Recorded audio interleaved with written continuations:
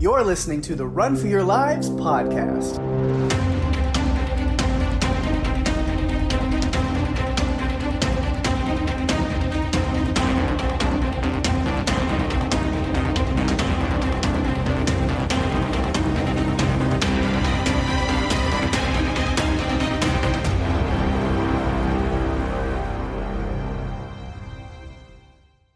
Hey everyone, welcome to the show. I'm Daphne. And I'm Pake. And this is the Run for Your Lives podcast. Yay! This episode, we're talking about the 2007 American horror film 30 Days of Night, directed by David Slade and released October 19th, 2007. You know, I didn't realize this was like 13 or 14 years old when I put it on our list. I could have sworn it was newer. But yeah, no, it's not as new as I thought it was. It's been around a while. It has. Yeah. One of the things I really liked about it was the fact that we saw vampires being vampires.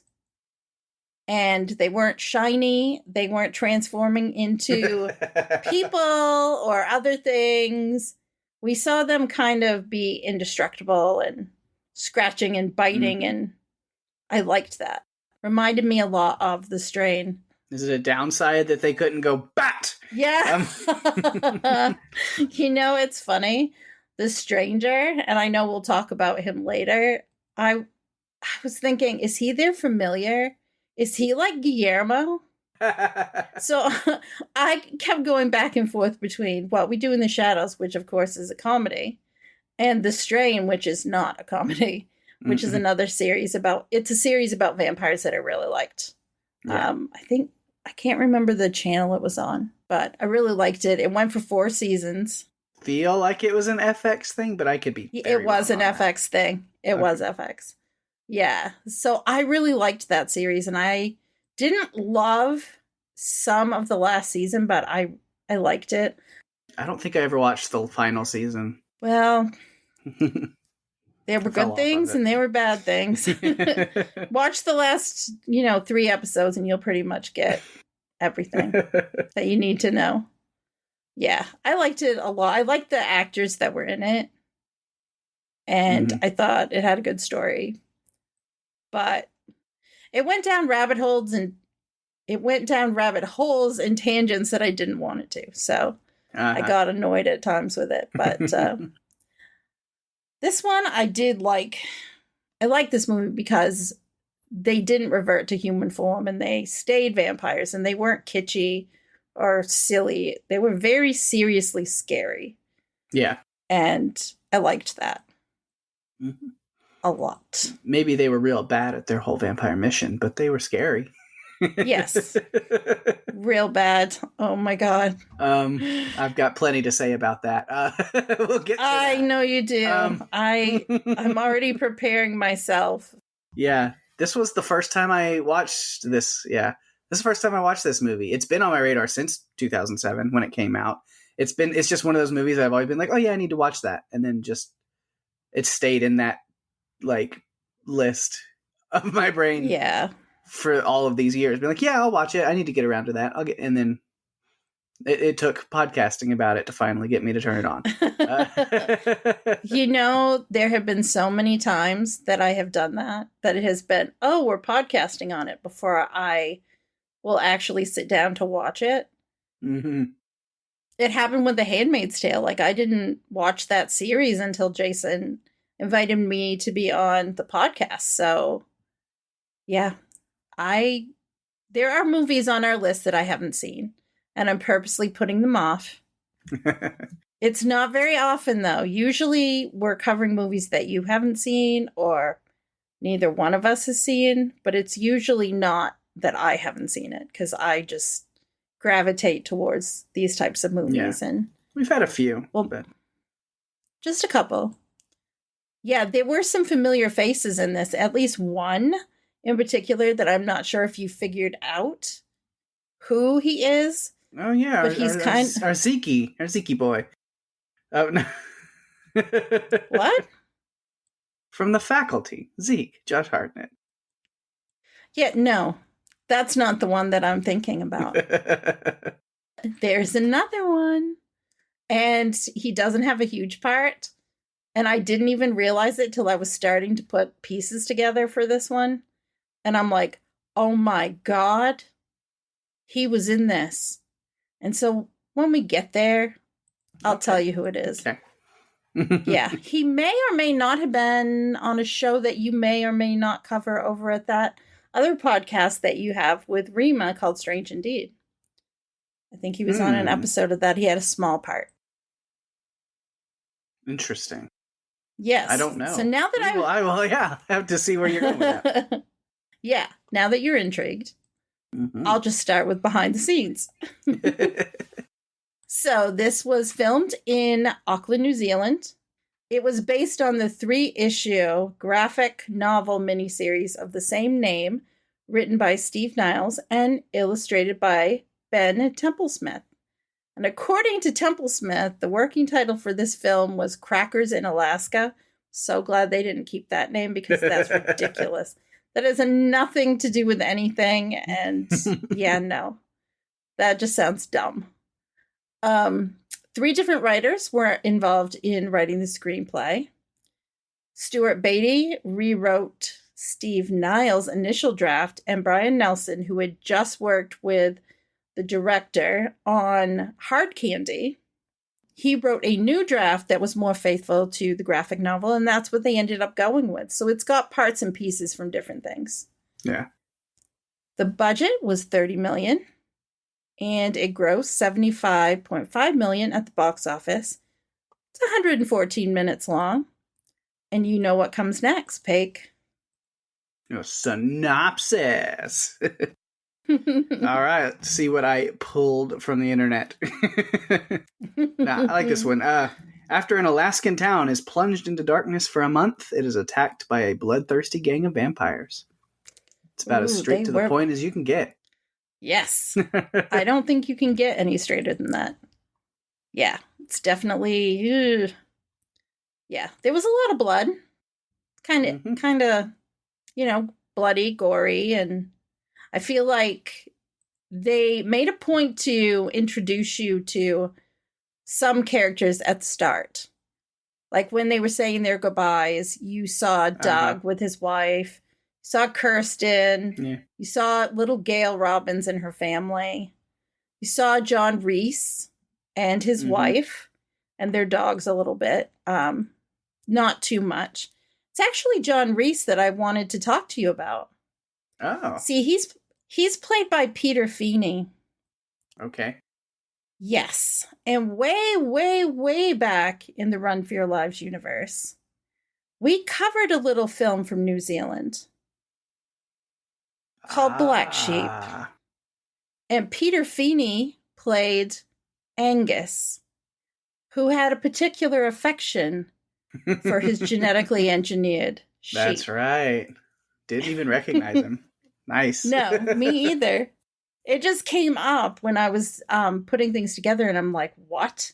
I didn't realize that. But yeah. So John Reese is played by Peter Feeney, and yeah.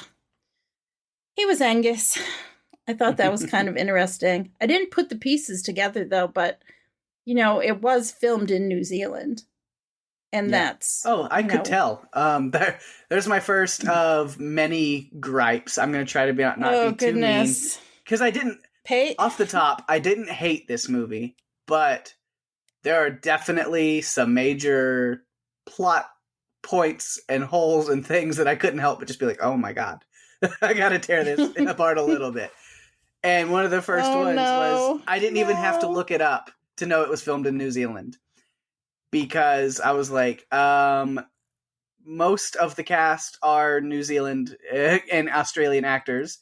And I can tell because all of them are either struggling to hide their accents and pretending to have an American one, or they're not even trying at all. Oh, no. No. Most of them, was like, they're trying to sound American, but doing a bad job at it. And then in like Manu Bennett's case, he was like, no, I'm just going to sound like this anyway and not care. So...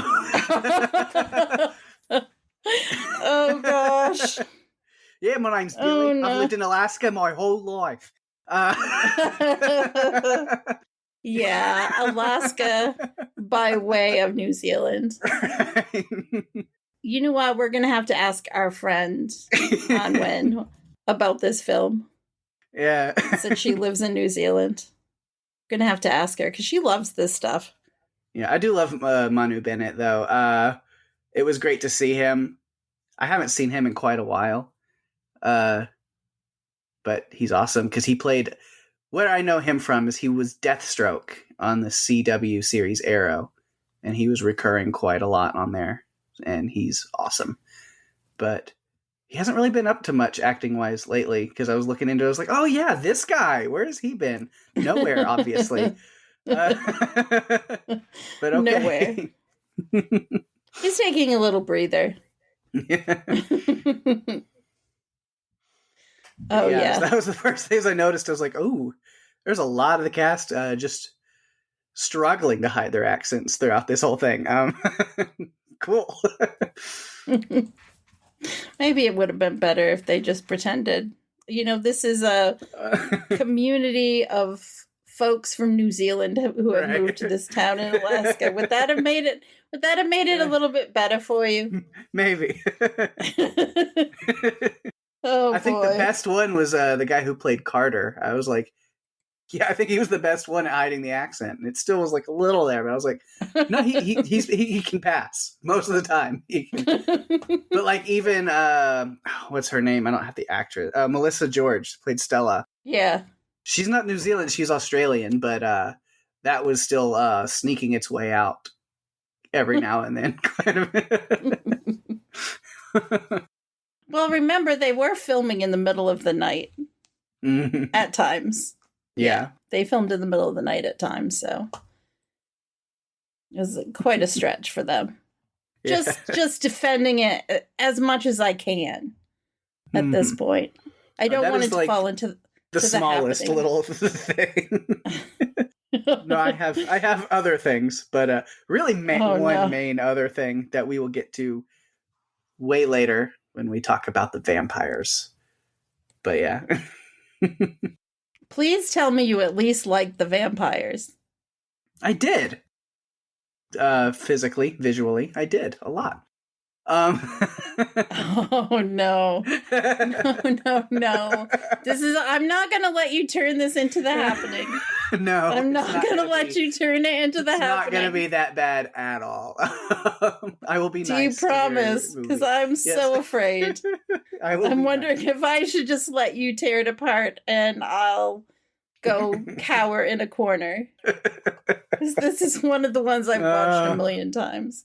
I just like it, but it's okay. We often don't have such differing opinions on a movie, but this is one of those instances. And you know what? It's okay. We're not meant to love all the same movies. So it's cool to have differing opinions. I'm just wondering if I can handle all the negative things that you're going to bring to the table. I don't have, like I said, it's not mostly negative. It's just there's some stuff. But I've got other things. So yeah, before we get too deep into that stuff, and we'll get to the vampires later, but of course, we have our cast of human characters to talk about that we do. We're a lot of fun for the most part. Oh no. Oh no. Oh no. So, yeah, might as well start with, I guess, what would be the lead, the main character, which is Eben Olsen. Eben, such a weird name to like try to get used to hearing, and my phone did not like me writing that name in my notes. It just kept changing it to even every single time. My phone is just like, that's not a name, Pake. What are you doing? Oh my gosh. But yes, Josh Hartnett, which I mentioned earlier, are Zeke from The Faculty. Yes. Like 10 years after. Drugs he's giving himself in this movie. Yes. Yeah. Definitely. And we're not talking about his asthma inhaler either. Yeah, no. Something a little more potent. Yeah, for sure. But through character exploration, where we're getting introduced to a lot of these characters, we meet him and then also his wife, Stella, which we don't really even find out Estranged. they were married until later on in the movie. Because at first I was like, oh, that's like just a weird rocky relationship. But then you realize, they were married. They're just, estranged. They're separated right now, kind of doing their own things. Things haven't been working out. And we never get any semblance of what was going on, other than it was Stella that left him over something, but we don't find out what it is. And that's not really a gripe because, I mean, I guess it's not really that necessary to the story. So, well, it's she fine. did mention at one point, she did mention that she said, I guess it's a good thing you didn't want kids. Yeah, that's right. There was that line. So I wonder if that might be part of it. And I mean, she was sneaking into town she didn't even want him to know she was there. Right. I feel like she was sneaking in.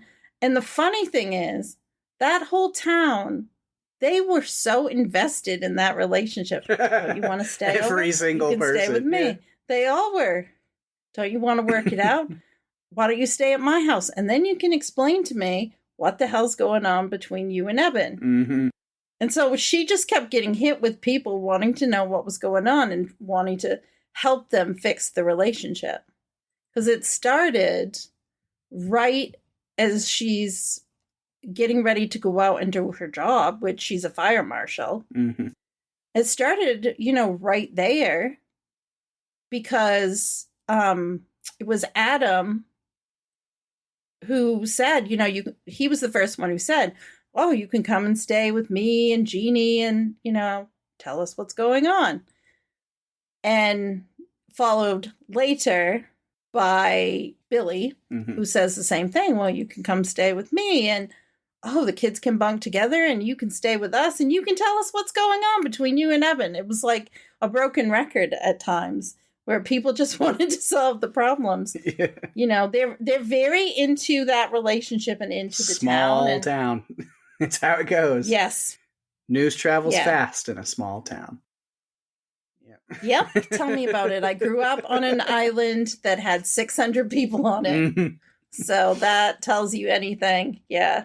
Yeah. I feel, though, even though there were flaws in the characters and holes and all sorts of things that you're going to bring up, I do feel like the character of Eben Olsen came across to me as someone who really cares about his community and his town and wanting to keep people safe and wanted to, protect everyone.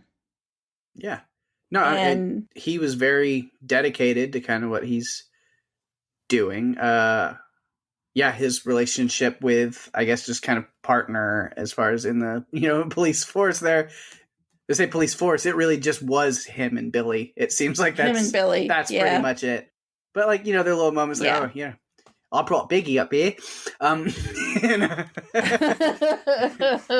no! No, but I mean, didn't we all? I mean, not Peggy, but our respective girlfriends. But it's And it was a place that you would watch the sunrise together, and it seems like a sweet thing, right? Yeah, kind of. Yeah. Mm-hmm. Yeah, so he's good there, but then even as his job, I mean, he does a really good point of he's making sure, he's just jumping around constantly. I mean, because Billy just disappears for 3/4 of the movie, so he does. It's him just doing everything on his own. But even before the vampires really show up and people know what's going on, I mean, he's just bouncing place to place, answering weirder and weirder call after call, just helping people out. And he's really good at it. I think it's his interaction with the stranger at the diner that I was like, he handled that really well. It was like an efficient lawman. Yeah. is what he is, where he's just like, hey, maybe you should stop being a prick to the lady. Just calm down. Yes. And he goes to sit with him, and then he just keeps getting these vibes off him. He's like, all right, now we're just going to go outside and talk. He's like, we're going to. Yeah. And he just, but slowly he handles the guy with a little bit more rougher gloves, but for good reason. And he kind of has to. It's kind of, he has to keep stepping up because this guy is not backing down and he's not giving in, and I'm going to have to get a little tougher with him. Yeah. But I think he handled it really well. He did. That stranger, oh my god. I mean, when you figure out and learn what the stranger actually did, one thing, okay, I think Ben Foster did a great job playing him. Mm-hmm. But all I could think is he's a loner who was preyed upon, basically. I feel like those vampires, could tell he's a loner. He's someone we can get to do our dirty work for us. We don't really have to do anything for him. Yeah, I mean, he went in and did a bunch of really shitty things. Yeah, super creepy. What's with the raw hamburger? Yeah. I couldn't figure that out, really. I was like... I don't know. You don't want to give me what I want to eat. Are you trying to throw us off that he's a vampire? Because at first I thought, like, oh, he's the leader of the vampires. And it's like, oh, no. Not at all. No. Very much not so. He's more like just a regular guy who led them all there. Hoping... Yep. I have a feeling he was hoping that in return for him helping them, that they would turn him into one of them and he would get to kind of like join the coven or whatever. Yeah. But I don't think he got that in him. No, he didn't. I felt like he was an idiot. Mm-hmm. Really. I mean, he's one of those people that, if you think about it though, I felt bad for him because I thought, okay. Nah, because he killed those dogs like right off the very beginning of the movie. He did, and I hate that. Don't feel bad for him at all. Yeah, I was like, oh, really? We're going to start with multiple dog deaths right here. People are not going to be happy. No, they're not. I was not happy. Imagine I've seen this movie so many times, but that part I usually fast forward through. Mm-hmm. Believe it or not. Rima, if she's listening, will know what I mean. I just skip over it. Yeah, he was real creepy when he was in the cell and he was just kind of taunting Helen and Stella and then Jake. Mm-hmm. He was taunting them and he's just like, you can feel it. That cold ain't the weather. That's death approaching. Who you think they're going to take first? And I'm just like, oh my God, Ben Foster did a good job. Yeah, I think he did a good job with this role. He had a weird accent too. Is he Australian or from New Zealand, or did he just... I did not look into him, but... He just has a weird accent. Everybody in this town does, apparently. I don't know. It just seems strange to me. Right. I thought he did a great job. Mm-hmm. He wasn't in it long enough to, we didn't really see him. We didn't see him doing the things that he did. Like, we didn't see him when he stole the cell phones and burned them. Yeah. Like, he took care of all this stuff for them. Yeah. Shut the whole town down, disconnected it from everything so that the vampires can move in and do their business. Poorly. Yeah. Yeah, poorly. Oh my goodness.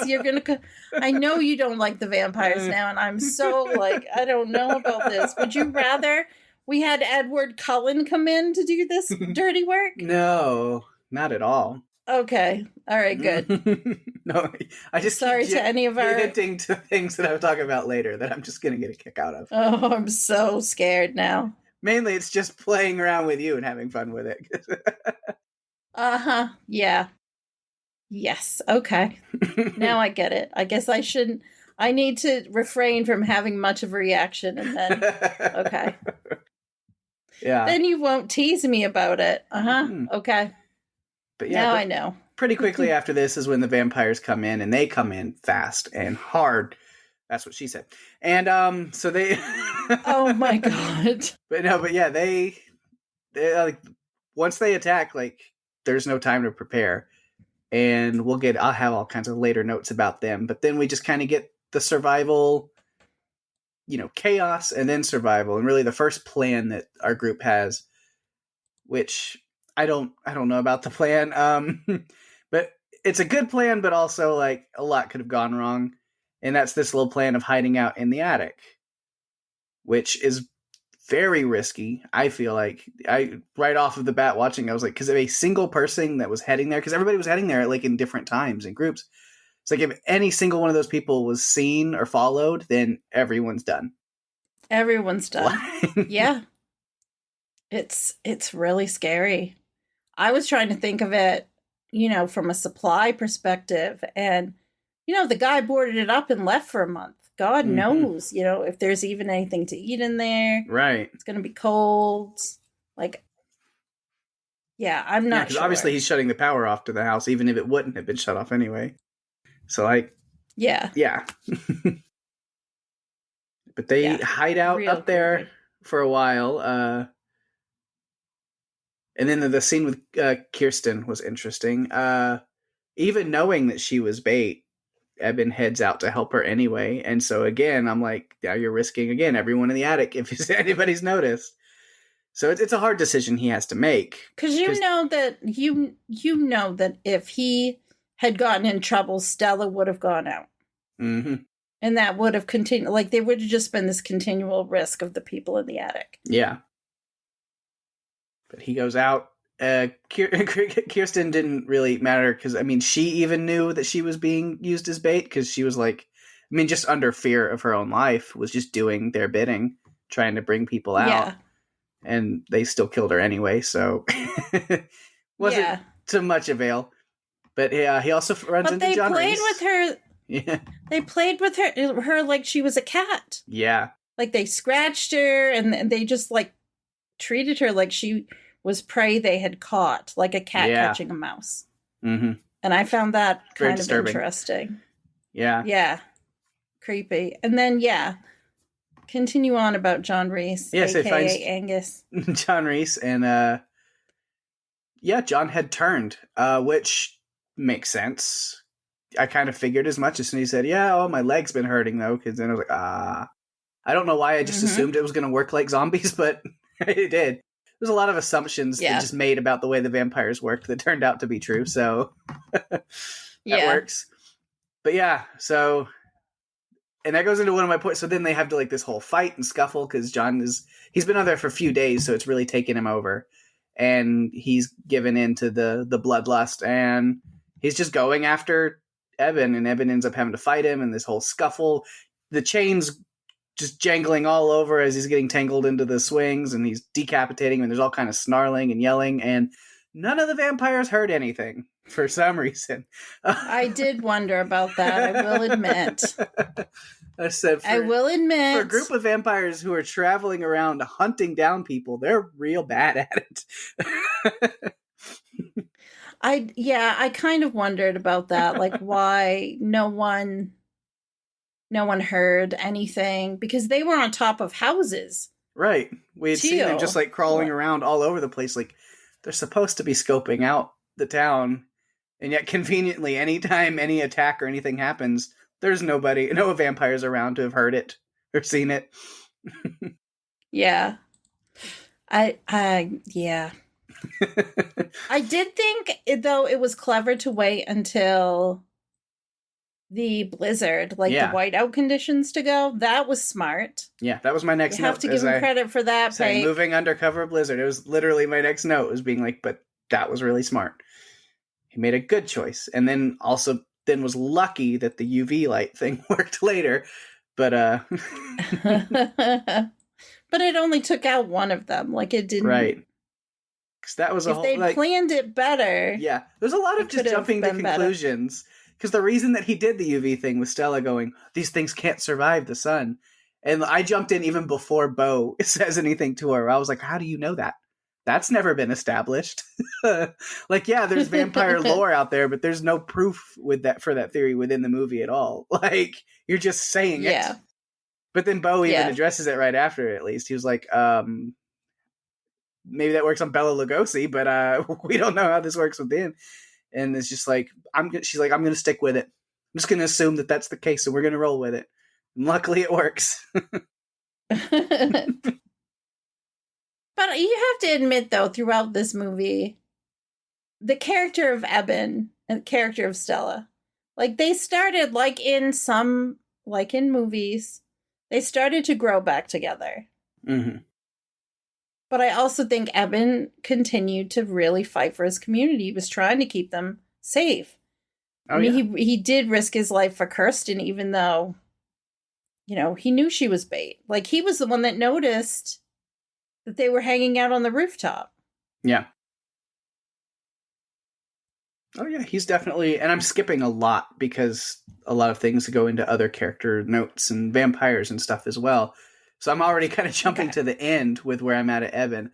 But I mean, but it goes into what you're saying, and he's definitely puts his all into his care for the community and these people, even to the fact that he knows he's sacrificing himself.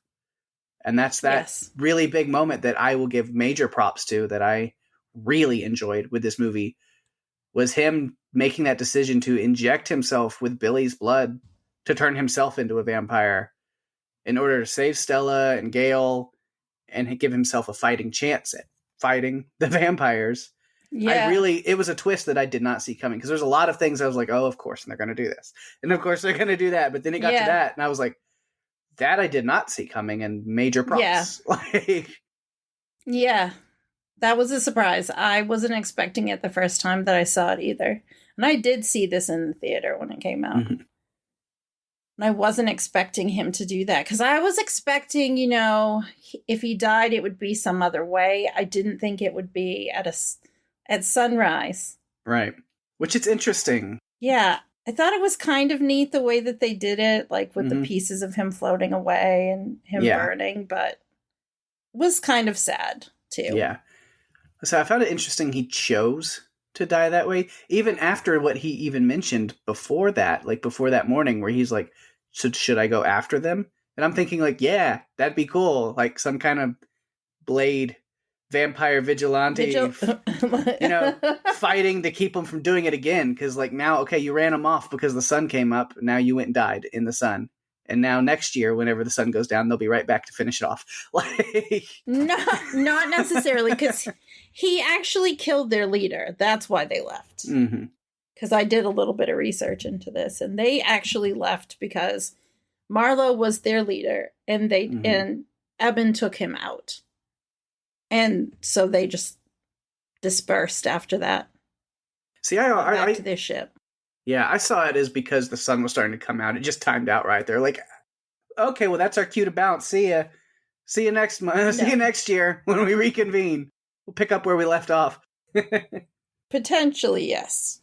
Mm-hmm. However, they, you know, Marlowe was their leader. They didn't have a leader because Eben had challenged the leader of their group. Because they didn't join any of the fight either. They purposely just sat back and let them do it. Yeah. Which then I thought, was he going to become the new leader? Do they just like take him in? Like, oh, you took out the other leader, now we follow you. But that didn't happen either. Yeah, no. That was good. I'm glad that it gave you somewhat of an unexpected ending. Yeah.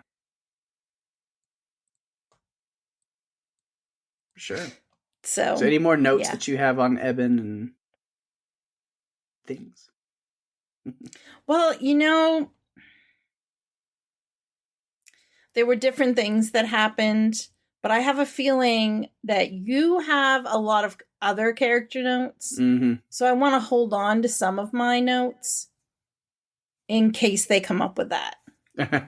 Because some of the things I've written down that involve Eben actually involve other characters as well. Yeah. And I want to reserve those notes for that. I will tell you this was something that I found out. Josh Hartnett actually did all of his own stunts in this movie. That's cool. He didn't. Yeah. Even, I guess, that final fight with Marlowe, which took a lot of major stunt work there. Yeah. Yeah. Yeah, he did. That's cool.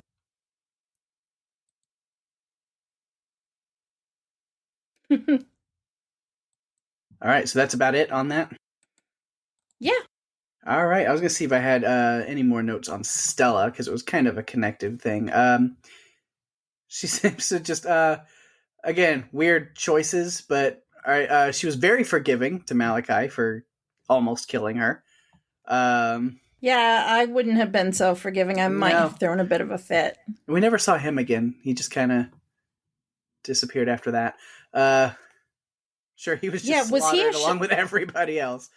Was he a sheriff too, or was he just like a town employee? I have no idea who he was. He was there to run a dangerous piece of equipment and then run away forever. That was his purpose. That was his purpose.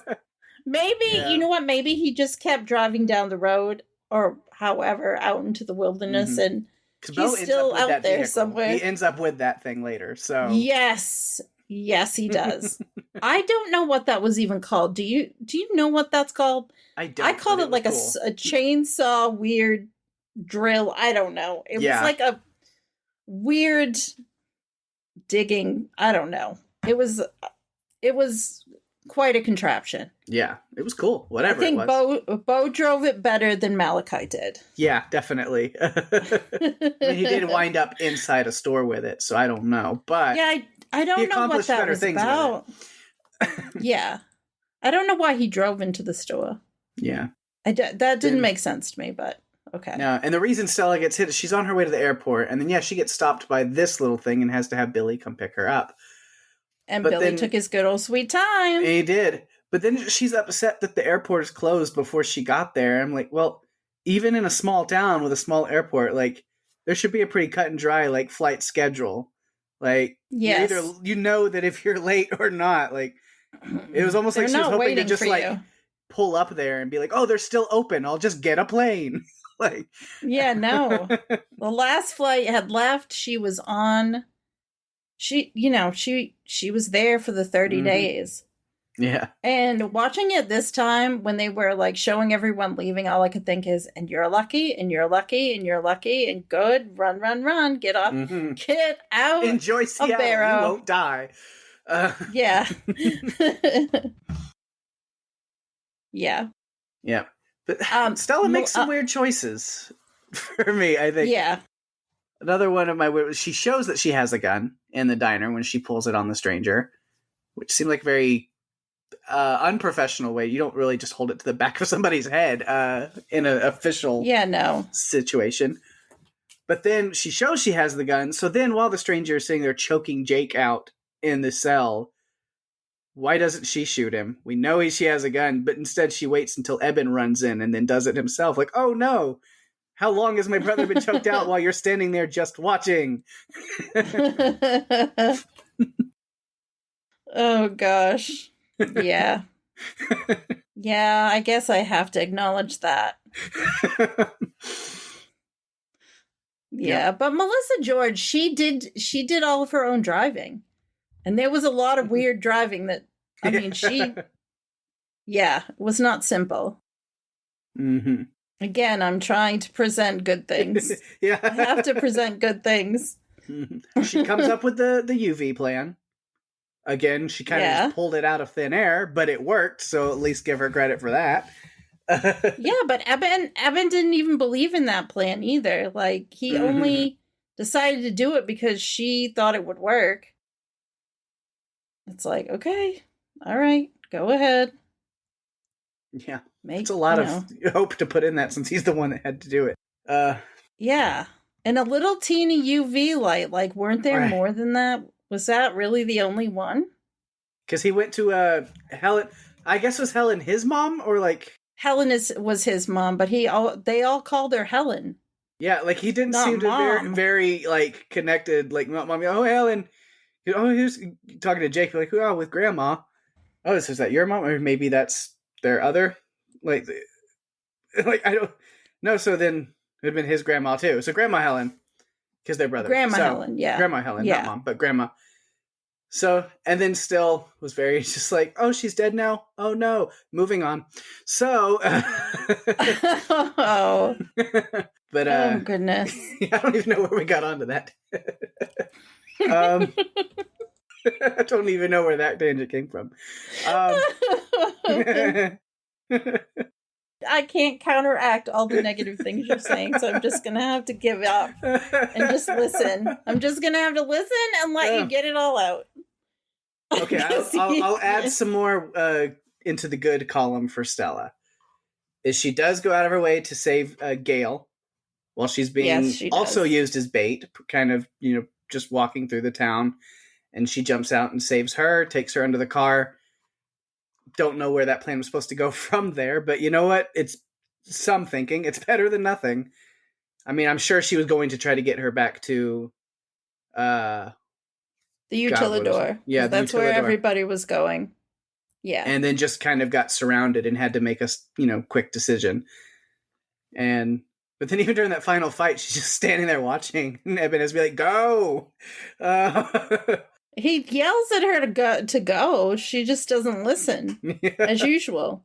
But I mean, I will give her the props, right? But I'll give her the props that she stuck her neck out and helped this kid. Because, oh, great, another kid. Because it's coming after, off the heels of our little vampire girl that we had to deal with earlier.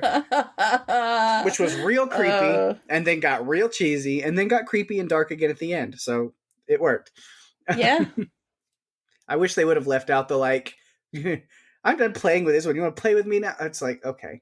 Yeah. Leave that line out. Leave that line out, and it would have been scary the whole time. I knew you were going to bring that up. I knew it. I knew it. It's too cliche. I worked at a haunted house for like 8 years. And the whole, like, when we have like the creepy dolls and the clowns and we had like a whole like demented toy store toy thing that we had as like part of our thing for years. And it got to the point we'd have to be like, okay, people, you got to stop saying, you want to play with me? Because it's overdone at this point. Oh my god. So now when I see it, I'm just like, yeah. Mm-hmm. How many minutes did it take to come up with that line? Oh my god. Oh it's man. the little things. Yeah, I can tell. But other than that line, if you would have taken that line out, then the whole, like, the practical effects, the makeup, the stuff was great. The whole having to pin her to a wall and chop her head off, dark, wonderful, great. I loved it. It's just the one cheesy line. I was like, oh, it took me out of it for a little bit, and be like, no, they're going to finish this strong. We're okay. Yeah. I'm just going to download that one line and put it on a loop for you. It's going to be like Easy Street. Oh man. Just keep going over and over again. But that's about all I had on Stella. I don't know if you had any more. No, you've covered everything I had on Stella. Yeah. I thought I've already said it before. I felt like she was hiding from her husband, and I feel like the town was really all up in their business, so I can probably understand why she was trying to hide. Yeah. Sneak in, sneak out, get home. I don't want to deal with these people. Get home to her plants and her bills. Yeah. But yeah, so other characters, like I said, we talked about Billy a little bit, because again, Manu Bennett, love him, he's great. And then his story just goes weird. Like I said, he disappears for most of it, and then they find him again near the end. And I was like, wait, what? What have they done with this character? Like, so what I've pieced together is he just killed his entire family, even though the vampires never actually got anywhere near them. He just, like, freaked out that the vampires were going to hurt them, so he just killed them. Because I was like, that's super fucked up. Yes, it is. That's really kind of, it takes a lot out of that character for you. Like, oh, I thought you were a good person. And even Eben has that thing, which I don't understand the line that Eben says to him, because you have a family, you don't ever hurt them. I'm like, but he already did. You're a little late on relaying that message to him. Just a little bit. Yeah. But he's like, you missed that one. He already did that. But does he redeem himself? I don't think so. I don't think there's really redemption for what he did, but at least he's not redeemed, but at least makes himself useful. At the end, he ends up looking for them at the Utilidor. Then he gets attacked, bitten by the martial arts vampire. He then gives them a hand, literally, and knocks the creature into the industrial shredder. And then after that, of course, he then starts to turn. So then Eben has to get ahead of the situation. And Jerry would be so proud of you right now. He would. Yeah. All the puns. Yes. And so that's the end of Billy. Bo, I really loved. Again, we mentioned Bo him. was great. I freaking love Mark Boone Jr. so much. Bobby from Sons of Anarchy. And he's also been in quite a few other things. He was in The Mandalorian, which was really fun. I liked his character in that a lot too. He's a great actor. And his character is just this like total loner outsider. I love Eben's line about just like, oh, sometimes you got to give him a citation just so he feels like he's part of the community because he's on the outside so much. Like, yeah, I like that too. I also looked at that as Eben, trying to keep tabs on the whole community, like trying to keep everyone together. And that was one of his little side projects or special projects was, oh, I got to stop by and check out Bo, make sure he's not doing anything too crazy. And, oh, if he is, I should cite him because he's got to feel like he's part of us. Yeah. So, yeah. This was great. And then Eben and Stella have their run-in with the vampires. Literally run in and on top of the car. Very fast vampires. But yeah, I mean, and the strength, they've just going to flip the car over long ways. But then... yeah. In comes Bo to save the day, and it was pretty awesome. With his really cool snowplow. Yeah. And he's like, what the hell's going on? Right. Yeah. And then we get a lot of just the kind of same, oh, we're in the attic, and now we're moving, and we're at the utilidor, and okay, now we're moving, and we're at the station, and now we're moving back to here. And it's a lot of that for the movie, which is okay, because, I mean, you're focusing on different story points, but then the next great Bo moment is when he heads out. And I was just like, I said in here, R.I.P. Bo, you incredible fucking badass. Sucks that you went out in such a shitty way, but at least you took out some vamps, chopped them up, blew their heads off first. Good on you. It's kind of, he tries to blow himself out, like tries to blow himself up in this whole blaze of glory, and it just doesn't work. He just lights his legs on fire a little bit, and then he's like, ow, and then gets his head crushed unceremoniously, and it's like, you deserved more than that, Bo. I'm so sorry. Yeah, this isn't the first time he's been in a vampire movie and met an end like this, or, met his end. So there's another movie he's in where he has similar. What is that? You have not seen it. I'm quite sure you have not seen it. I don't think so. John Carpenter. It's John Carpenter's Vampires. Interesting. To check that out. Yeah. You will have to check that out. Oh, goodness. It's interesting. You might like it as much as you like this one. Or not. I don't know. Yeah. And then there's like a few other characters I have like literally one little note. Like Jake. How did he get away from the station and wind up at the diner? Who knows? He's lucky. No, he's lucky. Doug. Has a real infatuation with stupid plans revolving just running.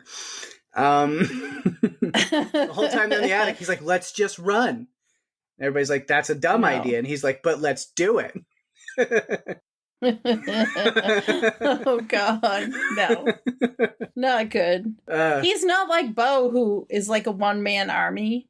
I know. And Bo wants to leave at one point, and they talk him into staying because he's needed to protect everyone. Yeah. No, Doug. Get off the running thing. It's not going to happen. Yeah, no. And then later on, I did get worried because then when they are kind of on the move, and then this like surprise vampire, this female vampire just jumps out of nowhere and drops. At first I went, oh no, because I thought she landed on Bo. And I was like, oh no, Bo. Oh wait, it was just Doug. No, we're fine. Move on. We're good. I can deal with that. One by one, people get taken out. Uh-huh. Isaac. Yeah. I had a great note about, that was really Isaac. sad. I was very sad with that character because he clearly had dementia of some kind. Yeah. And like had no idea what was going on and just ends up escaping the house. We never see what happens to him. No, we see his son maybe go he off lived. after him. Yeah, so that's in my head canon. Isaac walked all the way to Wainwright and he's fine. Yes, me too. Yeah. I refuse to believe anything else happened to him. Yeah. Wilson, on the other hand, was dragged away. Yeah. Because he's out there yelling, Dad, Why would you do that? Right.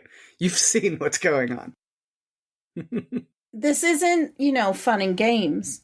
Yeah. We're not playing Battleship here. We're not playing, Monopoly or some silly game. You see what happens. Mm-hmm. You know what they do. It doesn't make sense to go out there and start yelling dad. Right. Makes me think of the mom on Jurassic Park 3 who's out there yelling. That's a really bad idea.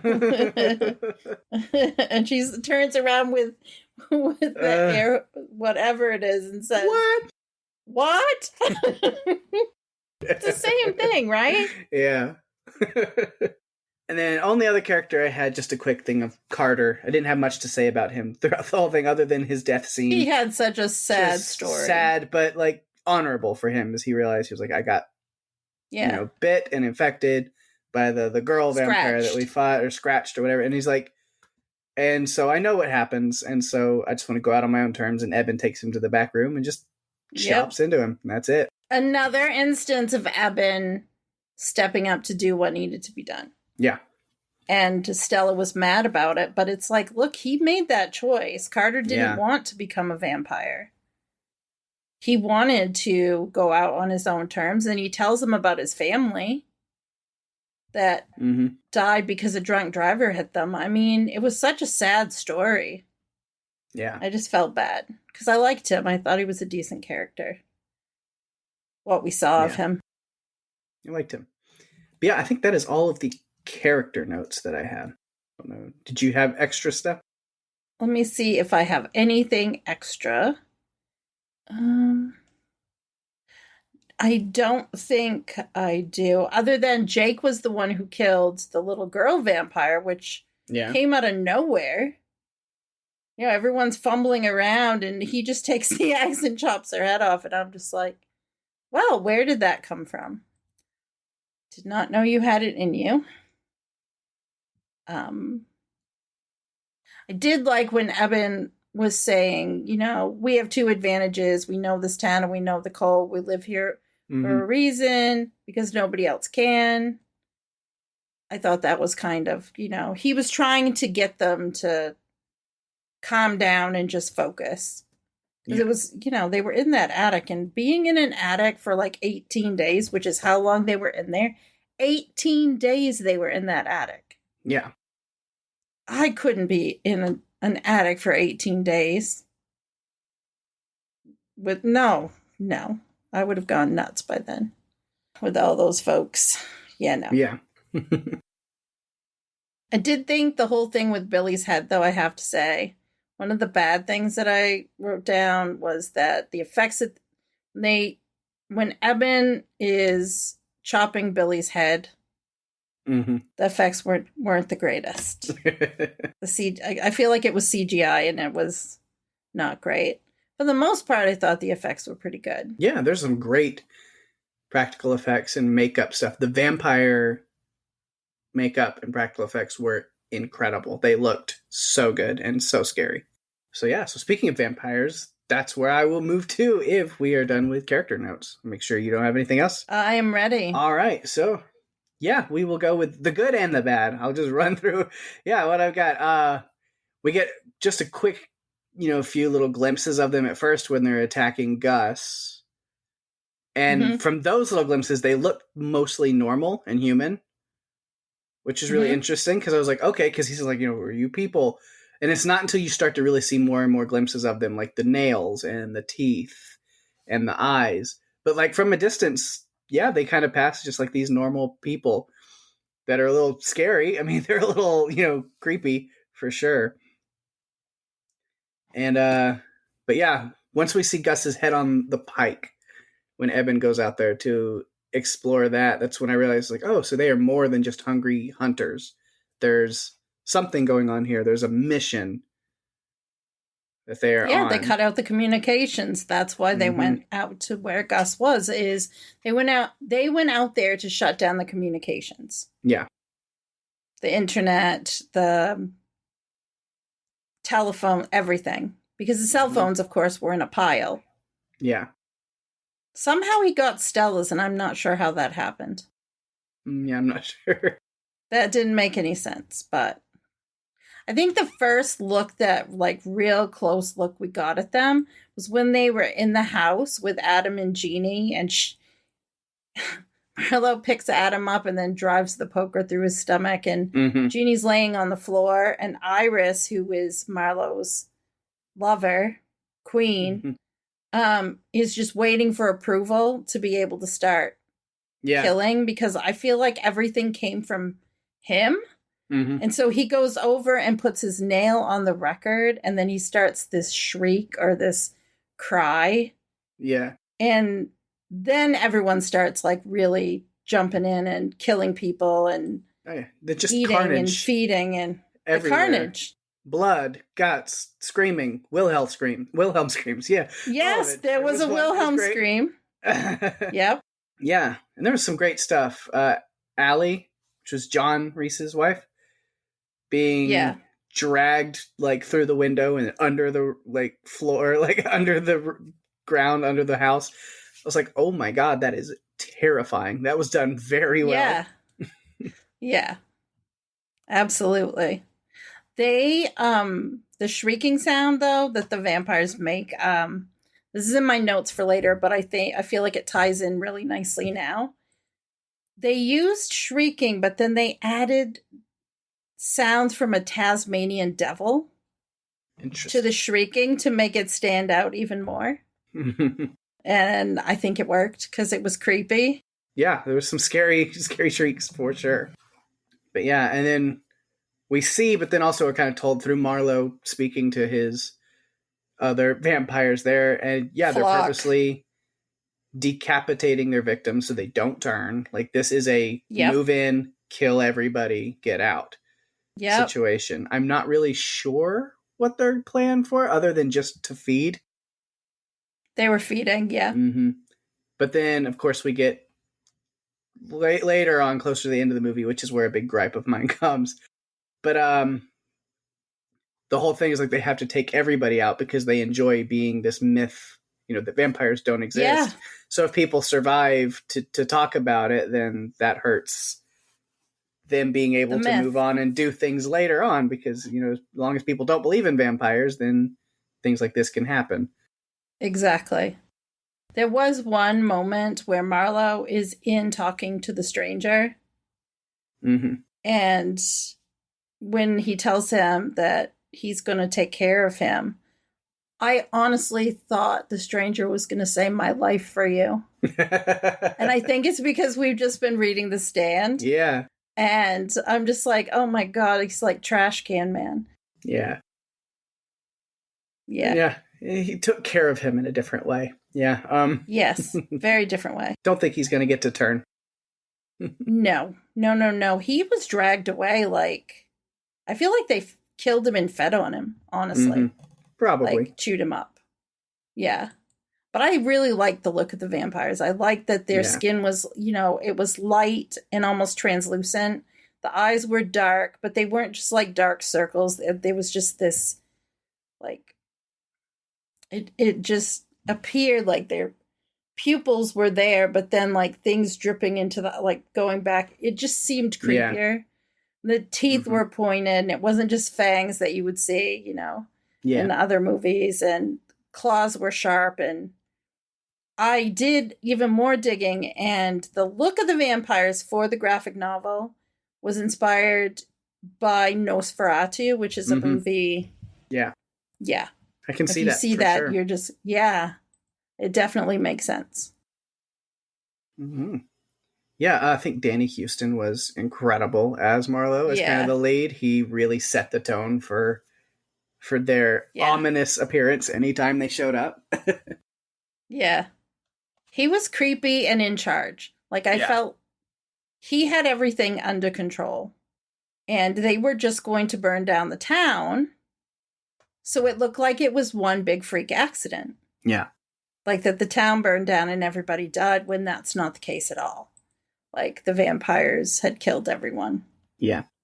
And I liked, there were different things that they did where they had an overhead view of the vampires killing people in the streets.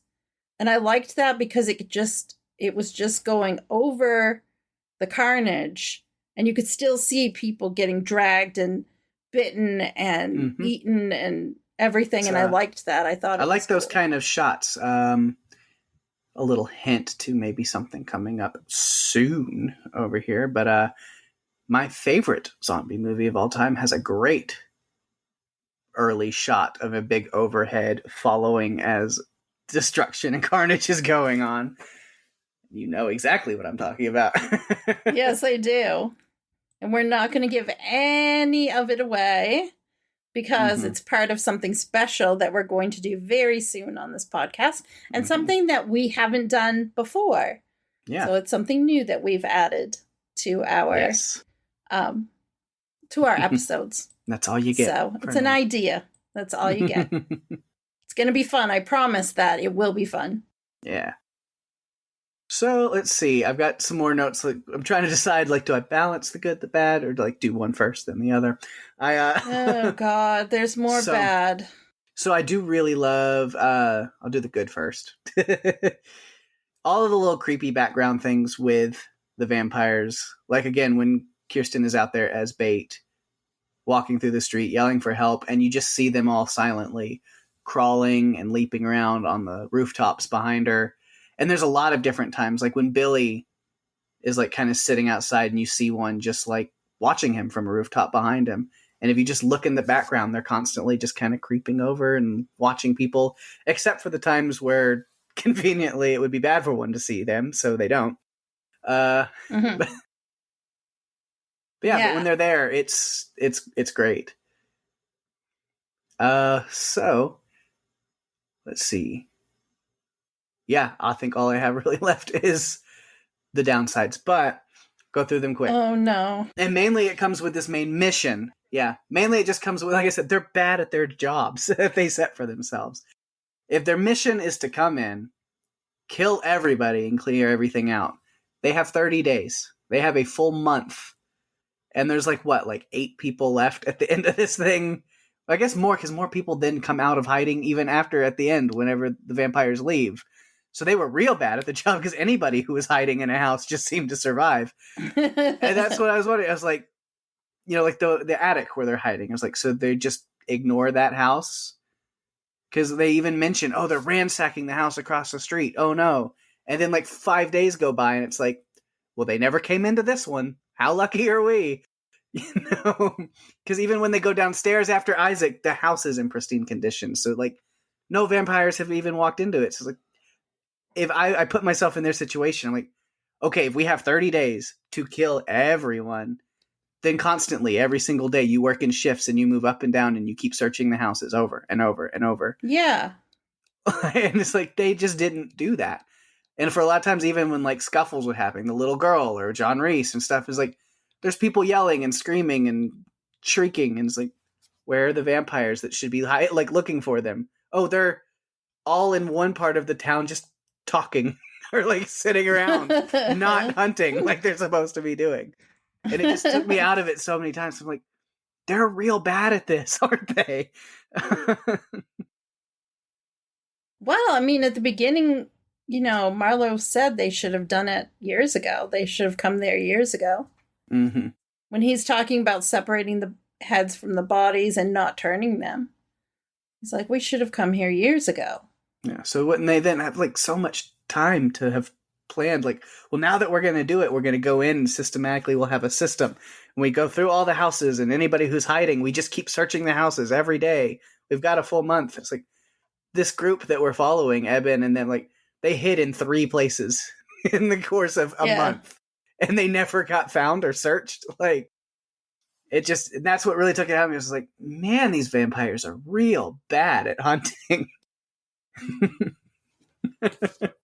I don't know if it's that or if I've just never really thought of it that way. Yeah. I didn't think that deeply, I guess. I don't know.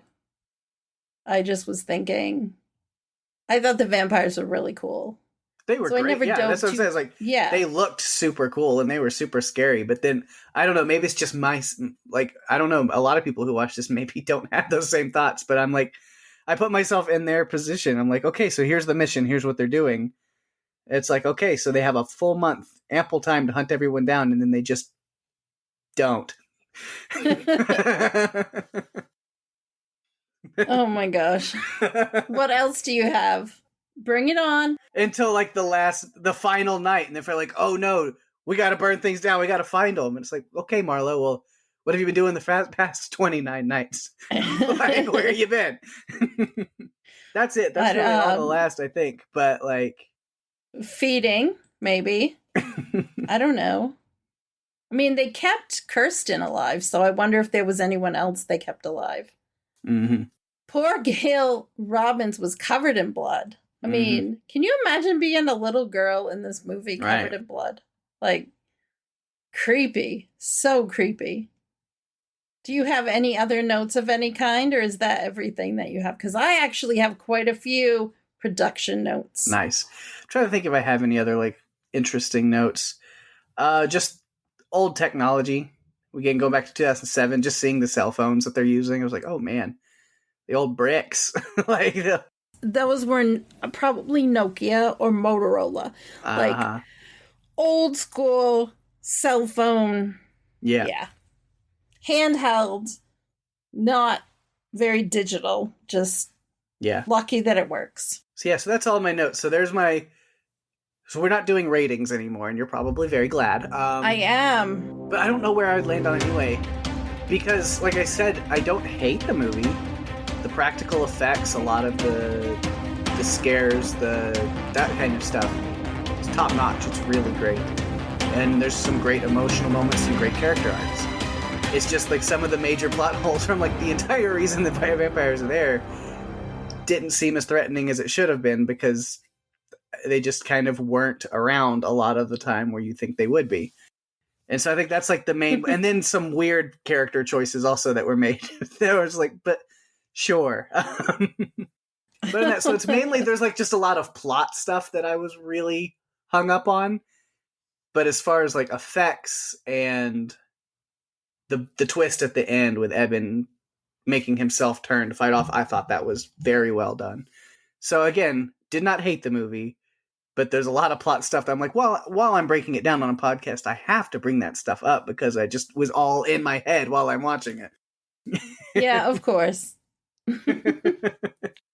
Well, if you're done with all the negative, I guess I'll talk about some of the cool production notes that I have put together, and hopefully you will find these a little more enlightening than some of the movie.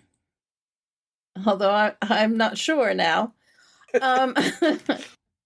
So David Slade started his career directing music videos, including Aerials by System of a Down. I thought that was cool. Good one. We talked about already that his first feature film was Hard Candy, but he also directed Black Mirror Bandersnatch, Nice. Which was that Netflix interactive Black Mirror thing. It's really interesting. Yeah, so that was fun. I didn't love that, but the concept was really cool. Yeah. Yeah.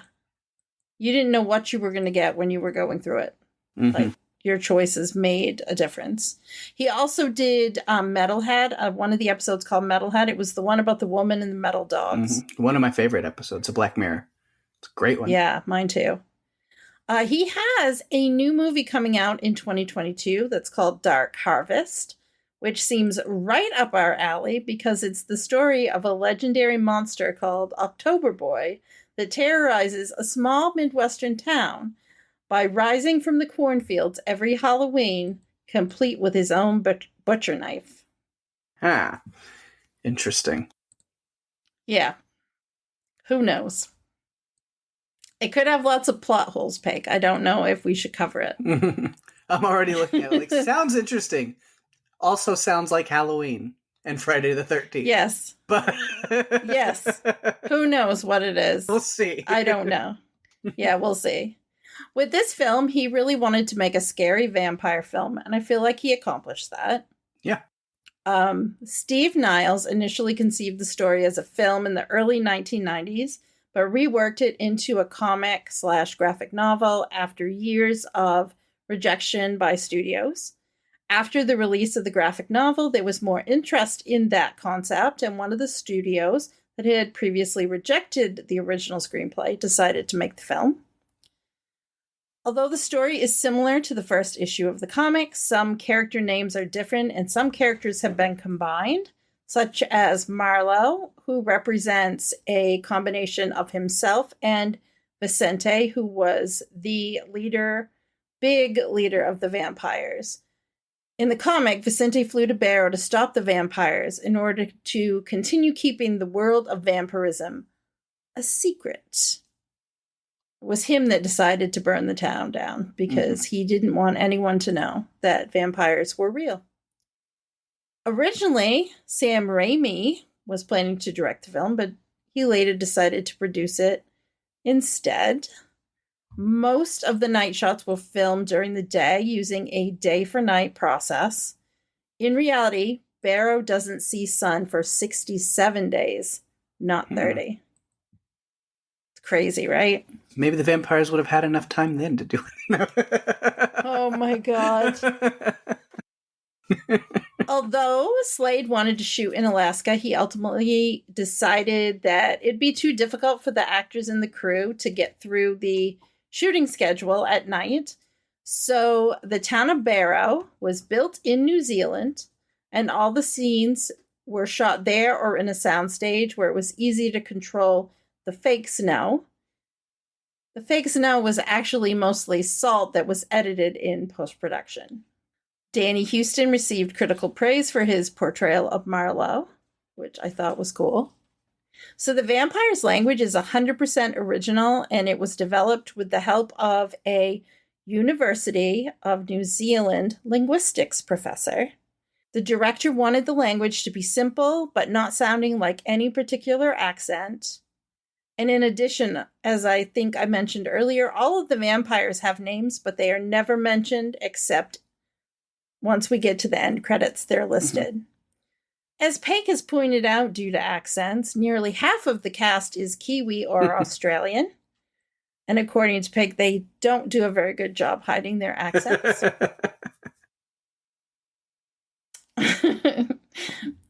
Released on fearnet.com in 2007 was Blood Trails, a 7-part prequel miniseries based on a subplot of the original comic that was left out of the film.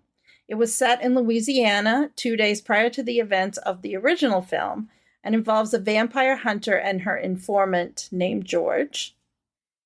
A direct-to-video sequel, 30 Days of Night, Dark Days, was released in October 2010 and did not star any of the original cast.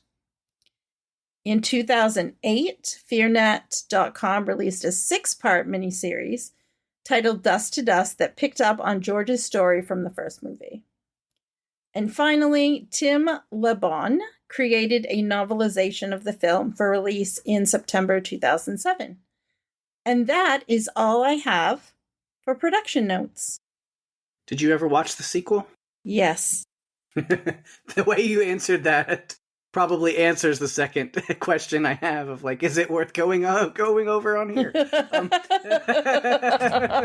Should we revisit 30 Days of Night? Well, what I would say is this. If we do a podcast about a bunch of movies that we're never going to cover on an individual podcast, yeah, we can cover it then. I'm more interested in the miniseries because I didn't see either of those, and those look interesting, so I might try to find them. Cool. But yes, I did see Dark Day. Is it Dark Days? Yes, I did. Kylie Sanchez is in it. Yeah. Peg, I don't think that you would like it. What would make you think that? Because you didn't like this one. I didn't say I didn't like this one. Yeah. I mostly liked this one. No. Just there's stuff. You liked the vampires. You liked the effects. You liked the twist ending. Mm-hmm. That's pretty much it. I liked Eben. He's a good character. I liked Bo a lot. There was some good character stuff. I have plenty of nice, good things to say about this movie. Yeah, you just chose not to say them today. I did. I said them all. You're just wanting to hear the negative. I'm just kidding. No, I'm not.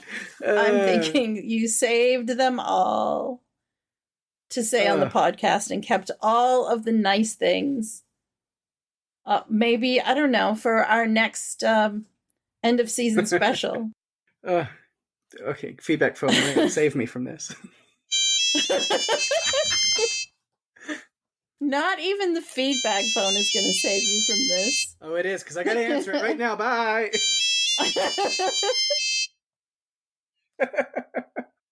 All right, we've got some fun feedback this week. I kind of had a feeling Tony was going to be a big fan of this one, and boy, did she ever come through. She's got some fun stuff to say. She's got a lot to say about this one, and I love it. So, let's get to it. I'll go ahead and read it off. So again, our friend Tony on Twitter. I guess, yeah, I think she just went through Twitter on all this. She did. Yeah, she said, it's a favorite of mine during the spooky season or watching when there's a blizzard outside.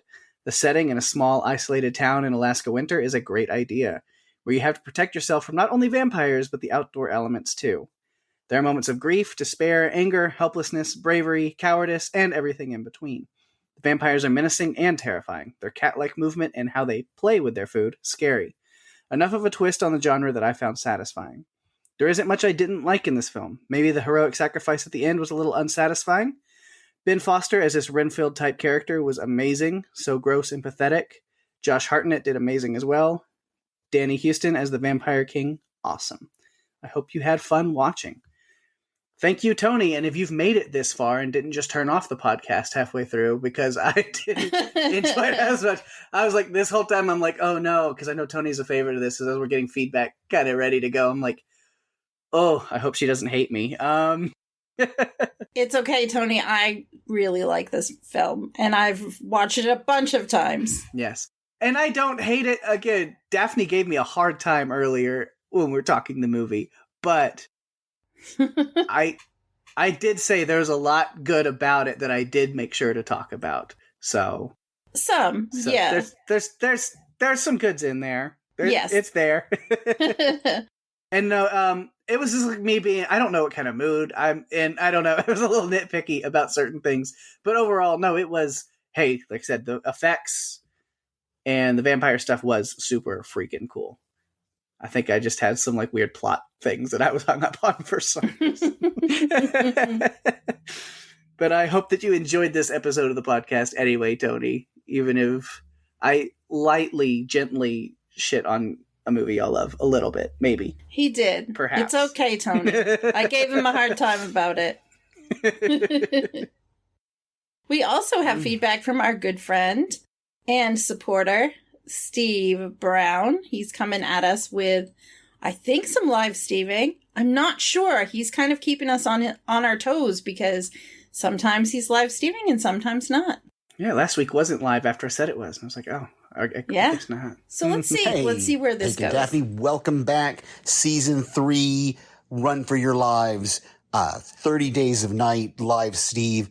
I think I've seen this before, but I don't remember. And this very beginning with the Columbia logo going dark makes me think that this is going to be a dark movie. Like, not like dark, like tone. I mean, that's dark tone, of course. But it's also going to be like dark to see. This seems pretty bright to be the last day with sun. Is that Josh Hartnett? What the crap? What construction machine is that? Hey, it's the garbage pail people eating machine. It's got to be Chekhov's garbage pail people eating machine, right? Because it's going to be important later. When were there gunshots? I didn't hear that.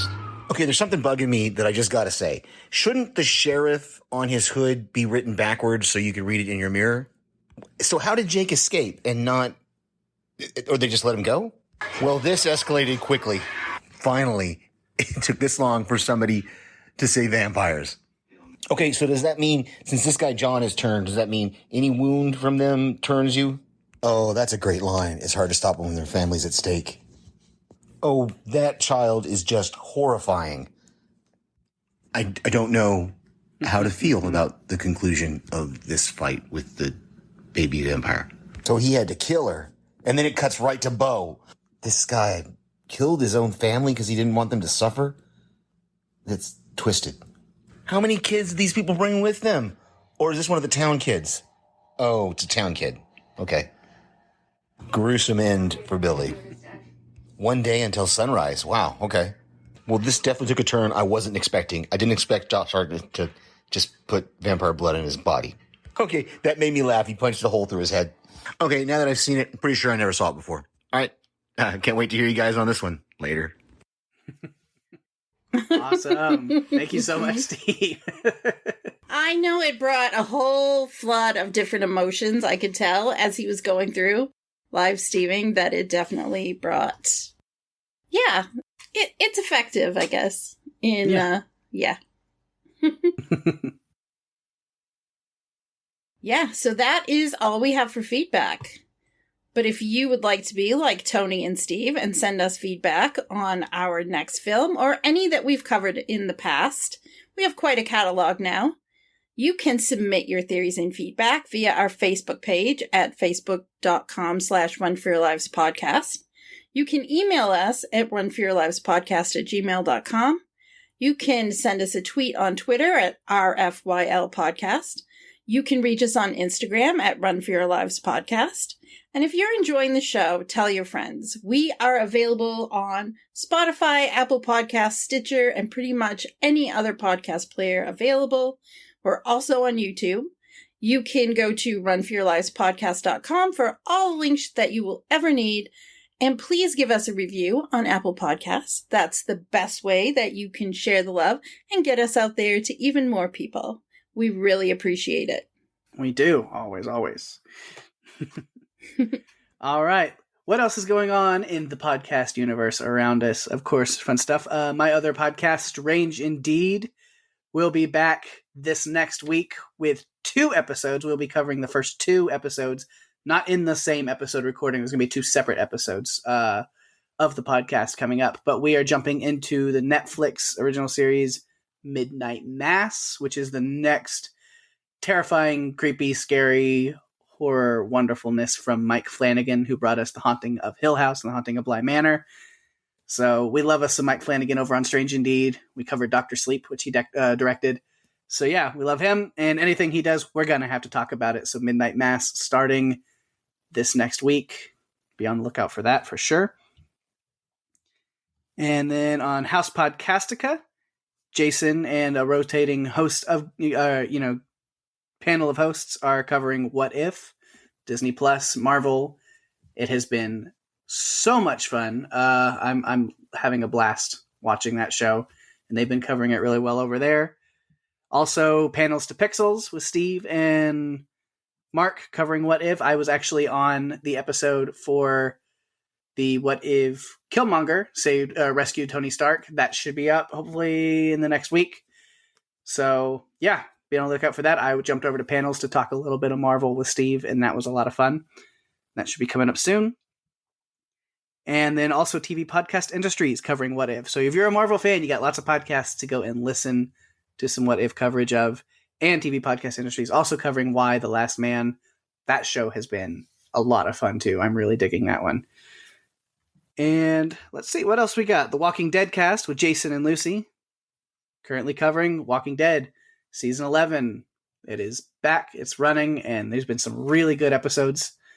So yeah, they're covering that. If you're a Walking Dead fan, you should be listening to Walking Dead cast. Jason and Lucy killing it over there. Our friend Damien on the Watched It in the 80s podcast. Him and a guest just covered Raiders of the Lost Ark. So if you are a fan of that, go check that out.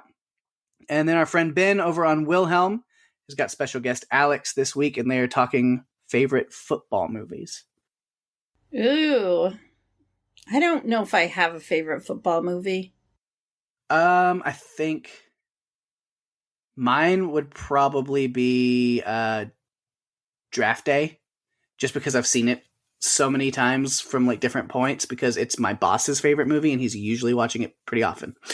So like I've just been at work and then just like sat down and watched like half of that movie at a time and been like, okay. Yeah, I liked Wildcats, which was an 80s movie with Goldie Hawn as a football coach. I also liked, I think, The Replacements. And, I mean, I've seen Remember the Titans, We Are Marshall. Yeah, I've seen a lot of different ones, but I'm not really a big sports movie person. Mm-hmm. All right. Well, speaking of podcasts and fun stuff coming up, Daphne, what is going on next week?